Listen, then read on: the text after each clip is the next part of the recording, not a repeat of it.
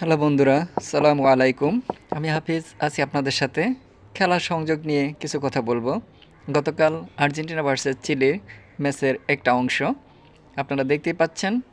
আর্জেন্টিনার একজন forward plus left wing Gonzalez, তিনি চিলির একটা প্লেয়ারকে পেছন থেকে পা ধরে টেনে রাখছেন। যদিও এটা একটা খেলারই অংশ, বিষয়টা হাস্যকর হলেও এটা সত্যি। এবং খেলার মধ্যে এরকম ঘটনা আরও বহুবার ঘটেছে, আমরা দেখেছি। যদিও এটা একটা খেলার অংশ, আমি ফান করেই দিচ্ছি। আমি একজন আর্জেন্টাইন সাপোর্টার। তবে অনেকে এটা নিয়ে অনেক বাড়াবাড়ি করতেছে, বিশেষ করে ব্রাজিল ফ্যানরা।